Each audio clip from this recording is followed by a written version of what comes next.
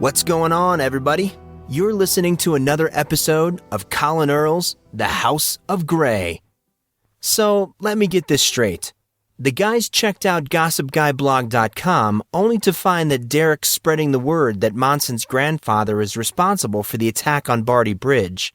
Monson's starting to have flashbacks of what happened there. Gossip Guy has pulled out all the stops getting that camera feed. No one's really sure what actually happened during the attack, even after a full-blown congressional investigation. And now, Molly is standing in Monson's doorway. Whoa, that's a lot to take in. Well, hang on tight, because there's a whole lot more where that came from. Kick back, relax, as if that's possible listening to this book, and get ready for episode 19.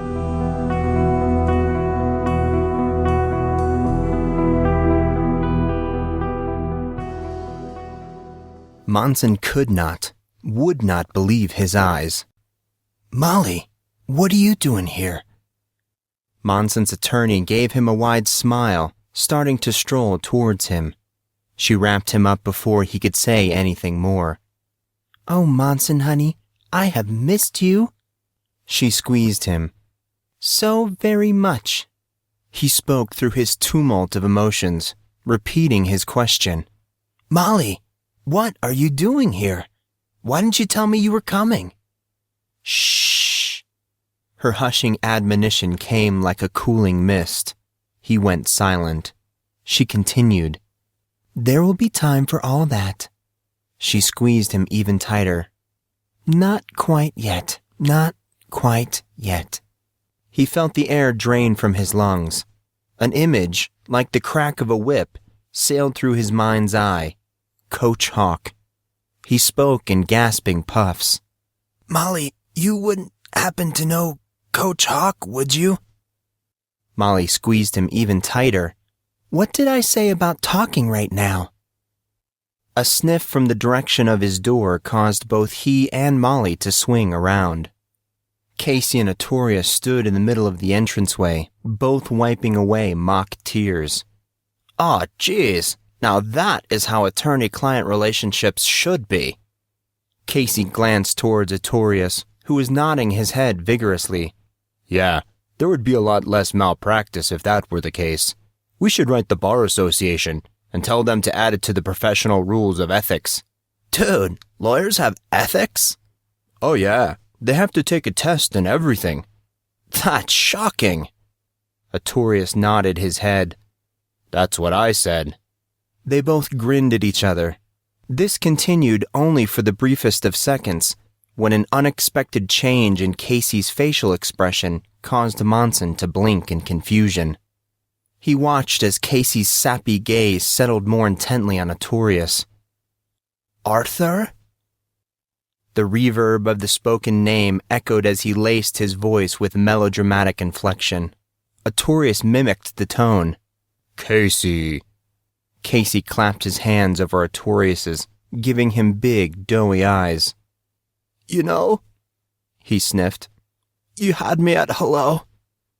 "Don't start crying, man, 'cause if you start, then I'll start."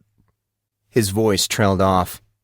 They continued to stare at each other for a long moment, then both broke down in mock sobs, embracing and whimpering as they held on to one another. This turned out to be a mistake, however. They were so enthralled in their own drama that they never saw Molly's thrown pillows. The projectiles slammed into their targets with surprising force. Casey and Artorius stopped just in time to see Molly fuming furiously. She stood upright, figuratively bearing down on both of them, despite not moving an inch. Casey and Artorius cowered under her frightening glare. Molly cracked her knuckles threateningly. "You dare?" The indignation in her voice seemed to shake the surrounding area. Monson stared, as her intent seemed to take a physical form in the shape of a sharp-toothed monster or demon that appeared over Molly's shoulder. He rubbed his eyes and was relieved to see that the image was gone, and he was in fact seeing things. Maybe it was just her murderous intent in combination with his own overactive imagination. He shook his head. He needed to cut back on the anime. He could still feel Molly's anger as she continued her thought. You dare ruin my precious reunion with my cute Monson? Casey and Artorius shrank back, the venom in Molly's voice instantly wiping the smirk off their faces. Monson watched his two friends' countenances change, becoming sincerely concerned. Molly took a step in their direction. Her fierce aura seemed to intensify the closer she moved towards them. They shrank back. She took another step. Again, they retreated. This process continued until they found themselves against the door of Monson's room. Backed up against it, they eyed her apprehensively as she closed in and got right up in their faces. The heaviness of the situation hung in the air when, unceremoniously, Molly reached up. Both Casey and Artorius closed their eyes in anticipation. They opened them again when she placed her hands on their faces. Oh, did I scare you? She tweaked their noses playfully. Monson stumbled back to the window seat, unable to control his laughter. Molly smiled coyly at the two and started to chuckle. Eventually, Casey and Artorius followed suit. Monson could barely hear Casey's voice over the laughter. Molly, congratulations on being the scariest person I've ever met. The laughter died out as a rap on Monson's door caught their attention. Master Grey, Miss Penmantail, your tea is ready. Excellent, Brian. Thank you. Molly gestured to the boys, indicating they should follow. Monson, Artorius, Casey, and Molly walked through the now open doors. Brian stood at attention, bowing slightly as the group entered the room. Molly grinned broadly, taking a seat in one of the large armchairs. Oh, that's better. She sunk into the leather. I hate helicopter rides. They are so noisy. You came in on a helicopter? Monson's voice held a hint of excitement. That's so cool. Casey and Artorius both nodded their heads in agreement. But why did you come in on a helicopter? Casey scratched at his neck. For that matter, why did you come in the first place? What do you mean, Cassius? Molly sat up a little as Brian served her dark gray tea. She took up the cup and saucer, sipping it demurely. Can't I come and see my cute client just because I want to? Artorius leveled a beady eye towards Molly. You know, for an attorney, you aren't a very good liar. A very surprising silence fell upon the small gathering. Molly gave Artorius a very spiteful glare, but instantly let the visage slide as she surveyed the boys. She exhaled in an uncharacteristically desolate way. I did want to see you, Monson, honey. She gave him a guilty look. But I also came because I heard a special someone might be visiting in the next few days. The silence stretched, and for a moment, the atmosphere felt very serious. Monson voiced the obvious question. Who's coming, Molly, and why? He ran a weary hand across his face. You wouldn't make a trek here, by helicopter no less, excepting some pretty extreme circumstances. What's going on? Did the FBI finally grow some cojones and decide to come pick me up or something? Monson, what are you on about? He hesitated, scolding himself as he did. Discussing subjects related to events that did not happen was not his brightest of moments. The dream Damian Peterson, well, if it was a dream and Monson was not simply crazy, said that Molly had taken some extreme measures in an attempt to keep people away. Finding out whether or not that was true put Monson in a very tough spot. He wanted to know, as it would kill two birds with one incredible stone. One, it would verify that at least part of what happened earlier that day was real. Two, it might confirm some of his stored questions about Molly, many of which he was dying to have answered. Despite all that, it was a sticky choice. He could not ask without having the resulting inquiry leveled back at him. Everyone would want to know what he was talking about, and it would be impossible to lie. not with Brian and Molly there. In reality, if he tried to establish the validity of the Dream Damien's information, then he might just find himself forced into divulging the full account of that rather distasteful scene, and that was definitely one more thing not on his to-do list. A dream, thought Monson sarcastically, as his memories from the bridge, the information revealed about that fateful day, and the image of his unscarred sadistic self swirled together. So many unanswered questions, so much unknown. He felt pangs of fear flood his gut as he instinctively glanced at his cut and bruised knuckles. He thought of a teary-eyed Cyan as he tried to push it all aside, attempting to zero back in on the conversation. To his surprise, though he probably should not have been, everyone was staring at him. Monson shook his head. Sorry, just ignore me. Molly narrowed her focus on him. He hated it when she did that. She had this annoying habit of observing him to ascertain his mood or feelings. Directly after one of these scrutinizing moments, if he did not voluntarily explain his behavior, she would cross-examine him in a way that would make Perry Mason jealous. Monson waited for her verdict. What happened to your knuckles? Molly's voice sounded both angry and gentle at the same time. It was a confusing torrent of emotion. He did not know how to explain it. Oh, I wouldn't bother. Casey shot Monson a sour look. Grey has this incredible ability to avoid questions. He'll probably say he cut himself shaving or something. Monson returned Casey's sour expression with one of his own. I didn't avoid your question. You didn't even ask about my hand. I sure noticed that you tried to hide it when we came into your room. You can't prove that. Isn't that statement proof enough? Monson, honey? Molly's words rubbed him like a grater on soft cheese. I'm getting some very surprising vibes.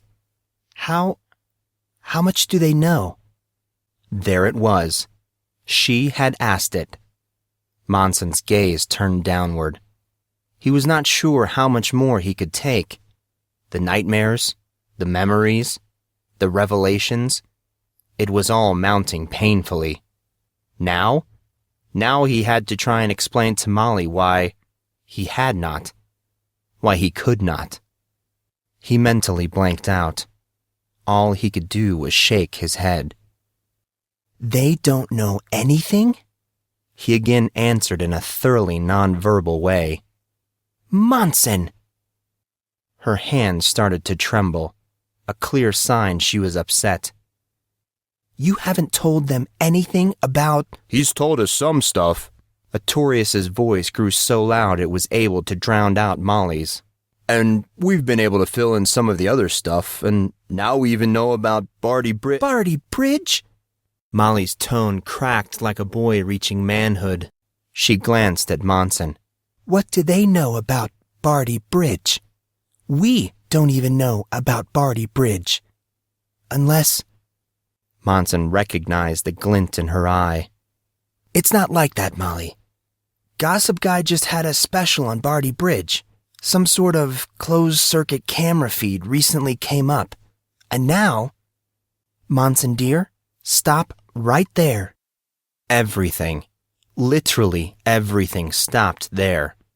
Molly's presence acutely altered. It was as if something was boiling just beneath the surface.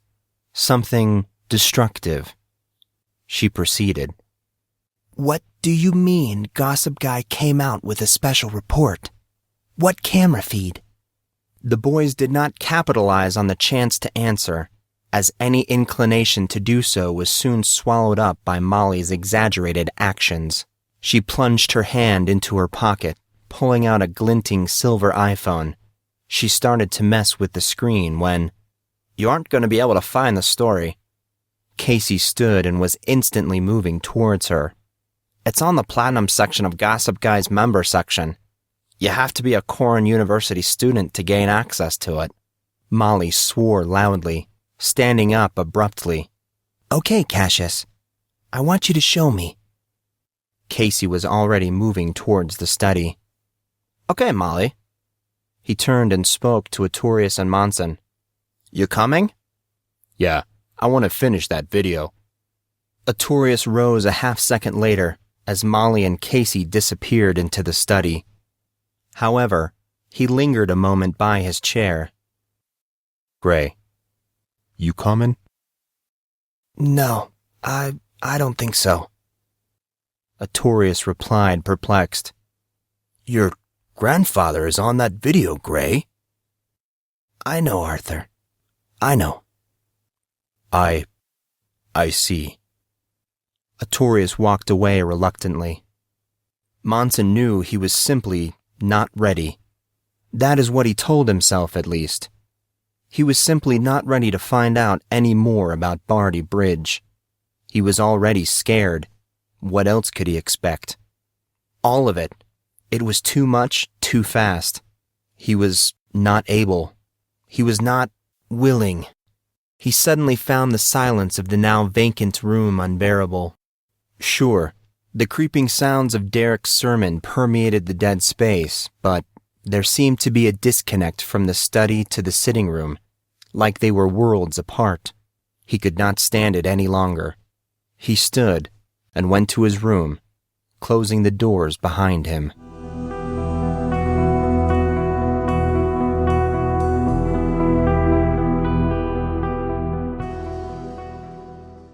Monson, honey, can I come in? Molly did not wait for his reply. She opened the door slowly, entering to see him sitting on the window seat, wrapped in a fleece blanket. He had a large leather-bound volume sitting open on his lap. The subdued tap of wind-struck rain splattered rhythmically against the large window. It had lulled him into a sense of simmering restraint. He smiled gently as she walked towards him. What you readin'? She took a seat next to him. He simply showed her the book in response. The journals, huh? Read anything good? No, not really. Well, there is that plan for assassinating President Obama that's been in the works for the last 4 years, but, besides that. Molly's jaw dropped, feigning disbelief. That was a low blow. Why would you wish such ill will on my boyfriend? Molly, he's married. A mere technicality. Molly waved the concern aside. His chortle ran deep. It made him feel a bit better. The idea of you being the First Lady is a very scary one. I'm not sure that was a compliment. Neither am I. There was silence, then laughter, and lots of it. Monson dear, I have missed you. Molly lightly wiped at the corner of her eyes. So, tell me, how is everything? His brain kicked into overdrive. How was everything? Everything was weird and scary, but good at the same time. So, where did he start? It's okay. Classes are fine. They aren't as hard as I thought they were going to. Well, you've always been smart. The teachers are great, especially Mr. Gatt, Coach Hawk, and even Miss Blake is pretty cool, though she is a bit of a strange, well, she's a little out there. Drama major? He shrugged. Casey seems to think so. There's one in every school. Beyond that, I've just been, hanging out with Artorius and Casey. Monson stopped talking abruptly when he realized Casey and Artorius, they were gone. Molly spoke softly. I sent them back to their rooms. They said they would pick you up for class tomorrow. Oh. He averted his gaze. Molly shifted, coming closer to him. I saw the video. Of course. Do you want to talk about it? Is that a trick question? He attempted his usual level of sarcasm, but found the effect left him wanting. He sighed inwardly. He was just so tired.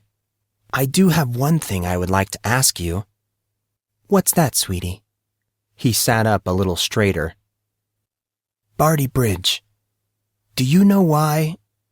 why Grandfather and I were there that day? He stared at her face. It seemed like it fell ever so slightly. You asked me that once before, you know. He cocked his eyebrow. She grinned as she studied his face. She reached out, placing her hands on his cheeks. She held them gently. It's true. She lifted her right hand and with her pointer finger pushed down his eyebrow. It was shortly after you woke up. He started to answer, but Molly threw him off when she stroked the corner of his cheeks right below his eye. You know, I think your scars are fading a bit. He reached up and pulled at her hand. I don't remember asking you about Grandfather or Barty Bridge. She exhaled deeply. No, I don't suppose you do. There was a lot going on at the time, and you were a little out of it. Did you answer my question? Her smile suddenly became very sardonic. No, I didn't. Will you answer it now? She hesitated, but answered with a nod of her head. She motioned for him to come to her, laying a pillow on her lap. Her smile lit up the room, shining its brilliance all over him. He felt its warmth as he settled himself in.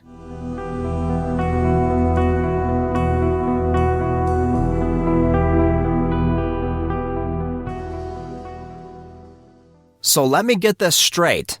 Casey, don't yell. I'm right here.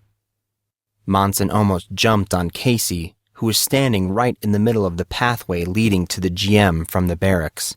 His face spoke of total astonishment. Seeing Monson's uneasiness, he adjusted his tone. So, let me get this straight. Your grandfather was the original founder of the Barty conglomerate? Monson nodded his head. But he left for some unknown reason. He left one of the most successful businesses in, history, became a hermit, and then adopted you. Monson nodded again. And then, if that wasn't weird enough, after all that, he stayed in a rut of a house out in Washington's Columbia Basin for 10 years. Yeah. Then, all of a sudden, he comes out of hiding and decides to head over to the opening ceremony for Barty Bridge because... Monson answered the question. That's the part we're unsure of. Molly said that he didn't tell her. Said the less she knew, the better. Casey exhaled, letting his shoulders sag as he did so. Man, that is some heavy stuff. Talk about addling the brain. Tell me about it. Monson shot a glance at Artorius, who had yet to say anything as he had been absent-mindedly playing with his phone all morning. Artorius did not look up, but rather grunted in agreement. Monson continued his narration. Molly said that Grandfather went to the bridge that day because he was worried about something. He thought something bad was going to happen. You don't think he knew what was going to go down, do you? That's certainly what Derek thinks, isn't it? Casey paused at Monson's jarring reply. Even Artorius shifted his attention away from his phone. They both appeared nervous. Casey spoke, his next words laced with an unsure underbite. So, you saw the end of the video? You mean the part where Derek basically says that my grandfather knew what was going to happen 'cause he was the one that wired the bridge to blow? Monson shook his head. No. Molly told me about it, though. I wouldn't worry about it. Derek is an idiot. It's not like that moron knows what he's talking about. All the evidence is totally circumstantial. Witness accounts of your grandfather stopping cars with the touch of a hand, telling children and leaders to stay back. To me, all that sounds like he was trying to keep people out of harm's way.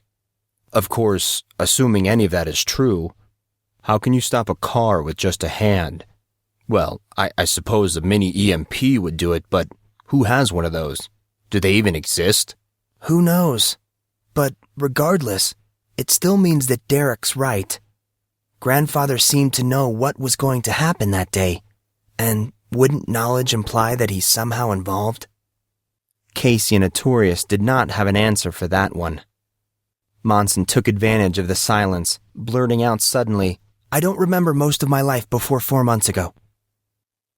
Monson did his best to control his spasming gag reflex. He had actually said it. He did not even mean to. It just sort of came out. Yeah, that sounded a lot better in my head. It was as if everyone in the world, all 6 billion of them, had suddenly taken a moment of silence. Casey recovered first. Gray? What did you say? I said, I don't remember much of my life before I awoke in the hospital 4.5 months ago. Monson cringed, steeling himself. Artorius started to reply. Gray, you don't... Hold on, Arthur. Just wait a second, or I'll never get through this. It was now or never. I often feel like a fish out of water. I don't remember how I got into this school, why I wanted to come here in the first place, or much about Barty Bridge. I'm tormented in my sleep with disturbing images of, well, I don't even know what they are. And as for my reason for not telling you, well, I really don't have a real reason. Maybe I was scared. Being my friend comes with a lot of baggage, and maybe I thought that you guys would blow me off if you knew. I couldn't stand the thought of that. I've been able to reach some semblance of normal because of you two. I'm very thankful. I hope you know that. Regardless, yesterday's events made me realize how unfair I'm being to you and how I've only been lying to myself. So, this is me, being unafraid of what might happen. I hope you will accept my apology for waiting so long. The overwhelming silence returned as he quickly turned from his 2 friends. He seemed to be developing a knack for random dramatic monologues. Maybe he really should consider taking it on the road. He shook his head. Stop making jokes, he screamed at himself. So not the time. He glanced downward and found to his surprise he was rubbing his knuckles. They were already starting to scab over. He thought of Cyan. Stupid girl. Casey's voice disturbed Monson's concentration. He spoke to Artorius. Great speech. I give it an 8. He needs to work on his delivery just a bit. More dramatic pauses would have pushed him over the top. Do you feel the sudden inclination to clap? Do I ever? You know, I think there might be something to this lecture circuit idea of yours, Case. Gray is good. Guys! They both laughed, moving at the same time to each place a hand on Monson's shoulders. They leaned in close. Casey whispered, Thanks for the heads up, Gray, but... Artorius finished the thought. We already knew. Monson's scrutiny shifted from face to face. What do you mean you already knew? Come on, man. We aren't totally stupid. Besides... Again, Artorius finished the thought. We were listening to your conversation with Cyan, remember? Monson did not know whether to be really pissed off or incredibly relieved. Casey finished up. You're stuck with us, Gray. If you think a dramatic past is going to sway us, you're sadly mistaken, bro. Yeah, if drama was an issue, I would have kicked Casey to the curb a long time ago. Casey punched Artorius on the arm. Dude, that's twice now. Uncool. Monson Grey, what on earth did you do to my sister? The voice of Indigo Harrison, with all its annoying ambience, floated around them as she suddenly stood behind the 3 boys. Indigo? Bellowed Casey, sounding startled. Don't do that. You're gonna give a guy a heart attack. Monson laughed as he recognized the Jersey accent of Jason Mahler. Hey, that was really good. You sounded just like him. Oh, thank you. I've been working on... You know, that is one of the things that really annoys me about you 3. Baffled, Casey stopped his thought and turned to look at Indigo. Monson and Artorius followed suit. The mirrored expression of the three all said the same thing. What'd we do? Well, I'll tell you what you did. I came all the way over here to talk to you about something important, and you end up ignoring me. But when my sister— Wait, Indigo. Monson's statement stopped her dead in her tracks. He pointed at the entrance of the GM.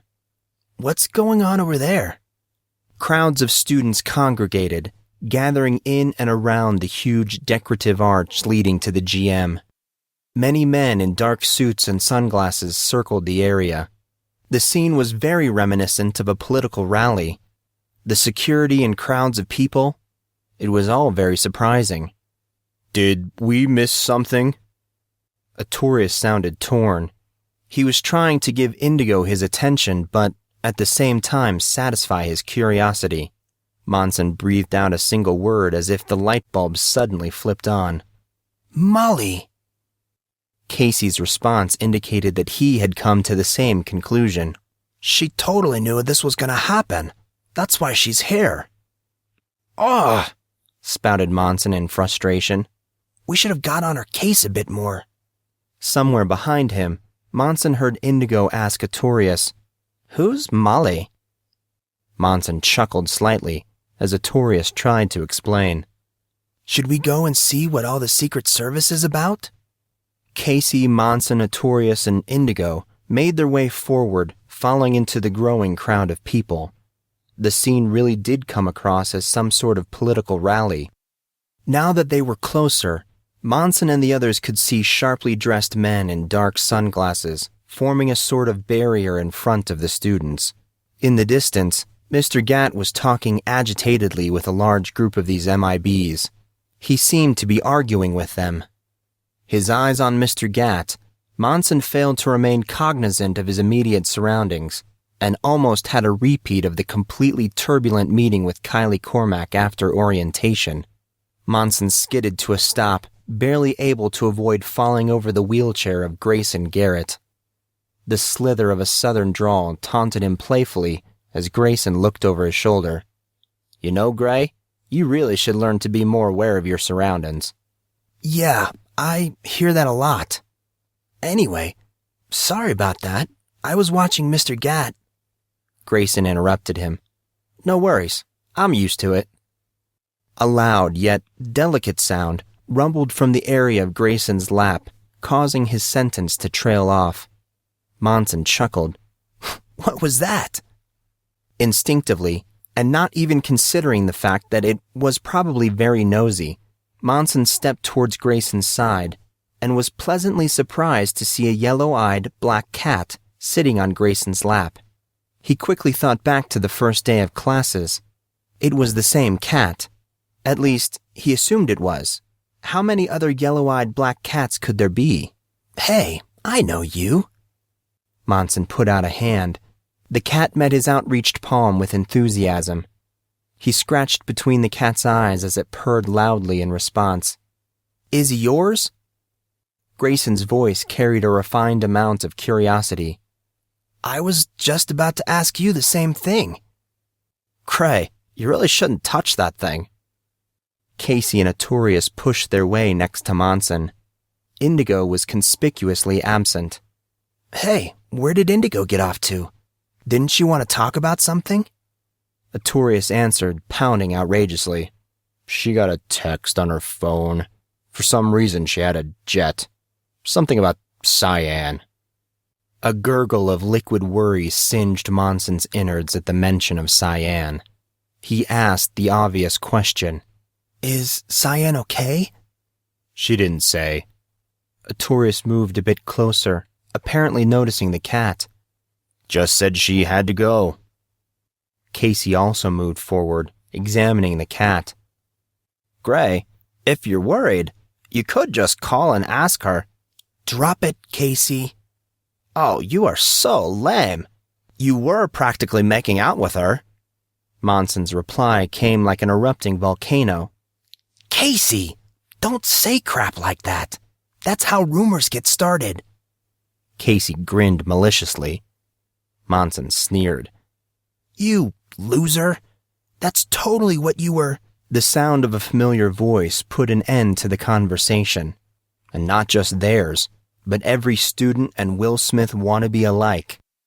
Monson had estimated that a large part of the school was currently making its way to the GM for breakfast. Considering this, causing such a large crowd to go quiet was quite the accomplishment. May I have your attention, please? Mr. Gatt's voice sounded polite but agitated. Thank you. I will be brief. Classes are cancelled today, as well as all other club activities. Due to some unforeseen circumstances, our dark-suited friends will be performing security sweeps on campus, and they would like to attempt this without student interference. Muttering broke out among the gathered crowd. Security sweeps? Why on earth would they need security sweeps? Mr. Gatt's hand swept out from his body, gesturing towards the students. I assure you, there is nothing for you to worry about. The dean has asked me to express his deepest condolences for the inconvenience, but, until further notice, all students will be confined to the barracks. The ex-service will cater your meals, and all access will broadcast any updates. Please, proceed back to your dorms. Thank you. Mr. Gatt retreated from view, moving back towards the MIBs he had been talking to when the boys first arrived. Monson, Artorius, Casey, and even Grayson started to make their way back up the path to the barracks. Many of the students were talking loudly. Most sounded worried. What was all that about? You don't think there was another kidnapping attempt? No, we would have heard something by now. Monson tried to absorb it all the best he could, but was unable to deny his own building worry. What do you guys think is going on? Not a clue. Casey raised his arms, locking them behind his head, answering as he did. Mr. Gatt sure seemed frazzled, though, didn't he? Definitely. I've never seen him so irritated. Something serious must have happened. Artorius was back on his phone. Maybe it was a kidnapping. The idea hit Monson the moment that Artorius had said the word. Kidnap. A flash of panic threatened to overcome his whole being. In light of all the students around, he forced the flames of worry down to a low smolder. He hesitated, trying to master his feelings. Guys, you don't think that this has something to do with Cyan, do ya? Gritty silence met his slightly disturbing question. Monson could tell that neither Artorius nor Casey had thought of this, but now were quickly running through the possibility. Artorius actually had his finger on Indigo's number when Grayson spoke up. His emphasis was placating. No one would ever kidnap a Harrison. You have nothing to worry about. I'm sure that the Harrison sisters are just fine. Grayson spoke with such simple conviction that it was hard not to believe his words. Monson, however, was not totally convinced. What makes you so sure? Grayson's answer made the hairs on Monson's head stand on end. I've met Guy Harrison. Trust me, no one, and I mean no one, in their right mind or otherwise, would try to kidnap those girls. A lot more trouble than it'd be worth. Monson cocked an eyebrow.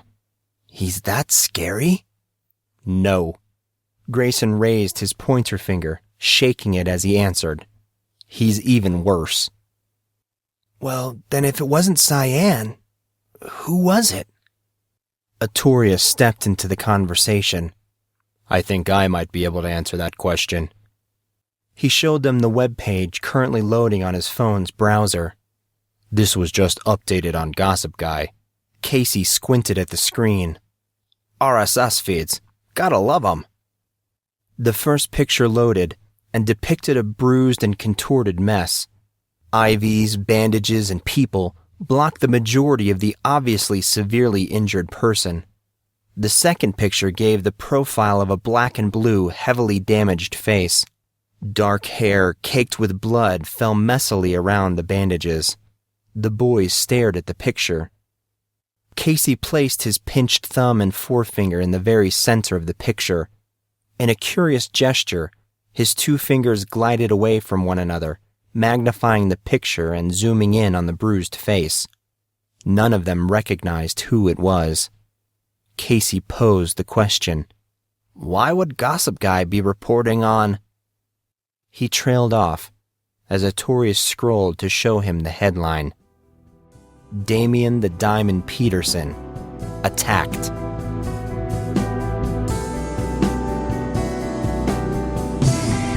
You've been listening to the podcast-only novel The House of Grey by Collin Earl.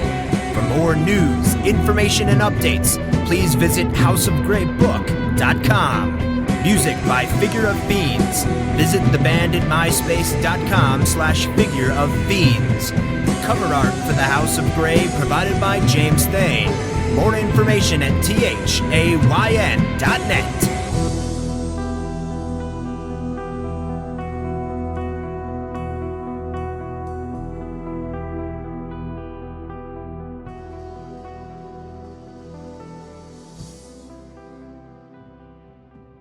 What's up, story lovers? This is the Story Guy, and if you're hungry for crazy tales and mind-blowing narratives, you've come to the right place. Don't forget to smash that subscribe button so you don't miss out on our weekly dose of crazy cheating stories, fun fiction, and gut-ripping comedy from around the world. But that's not all. We also create our own original stories, and trust me, you won't find these anywhere else. Want even more spine-tingling reads? Head down to the description and grab our exclusive story collections. Thanks for watching, and I'll catch you in the next video.